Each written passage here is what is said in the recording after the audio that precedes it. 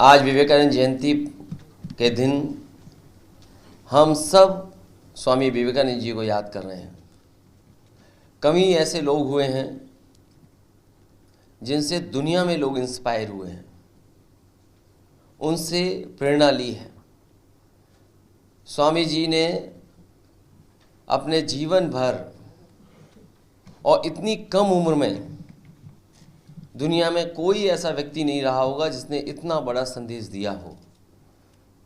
समाज को सुधारने के लिए, समाज कैसे आगे बढ़े और अपने विचारों से लोगों का जीवन कैसे बेहतर हो, उसके लिए लगातार स्वामी विवेकानंद जी काम करते रहे। आदरणीय उदय प्रताप जी ने जिस तरीके से याद दिलाया कि स्वामी विवेकानंद जी की जो स्पीच थी शिकागो की, उसको हम सब याद करते हैं। उस घटना को सबसे महत्वपूर्ण माना जाता है और लेखक ही नहीं, लीडर्स, भारत के पॉलिटिकल लीडर्स, दुनिया के और जो थिंकर्स हैं, उन्होंने भी इस बात की अपने भाषणों में, अपने लेखों में जिक्र किया है। और कहा जाता है कि जब स्वामी विवेकानंद जी स्पीच देने के लिए खड़े हुए तो उन्होंने जब ये कहा, sisters and brothers of America, न जाने कितनी देर तक तालियां बजती रही उनके स्वागत में।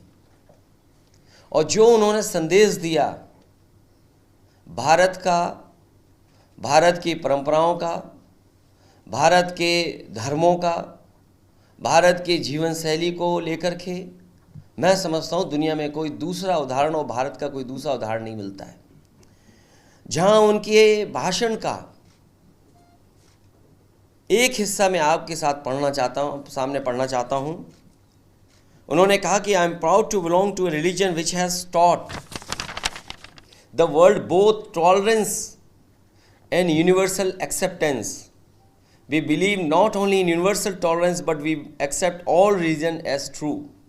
I am proud to belong to a nation which has sheltered the persecuted and the refugees of all religions and all nations of the earth. I am proud to tell you that we have gathered in our bosom the purest remnant of the, और continue की उन्होंने speech, जो उन्होंने दिशा दी कि गरीब की सेवा, कमज़ोर की सेवा, मानव की सेवा ही सबसे बड़ी है। और आज के माहौल में जो भारतीय जनता पार्टी ने रास्ता अपनाया है वो समाज को बांटने का है, टॉलरेंस का रास्ता नहीं है। जो शिक्षा स्वामी विवेकानंद जी यूनिवर्सल एक्सेप्टेंस की, वो रास्ता भारतीय जनता पार्टी का नहीं है। इसलिए आज के दिन जब हम स्वामी जी को याद कर रहे हैं, स्वामी विवेकानंद जी को याद कर रहे हैं, तो ये संकल्प लें कि उनके बताए हुए रास्ते पर उन्होंने जो समाज की सेवा के लिए शिक्षा दी, उसको अपना करके और उनकी तमाम बातों को अपने जीवन में अनुकरण कर करके उस रास्ते पर चलने का काम करेंगे। यही सच्ची श्रद्धांजलि उनको होगी।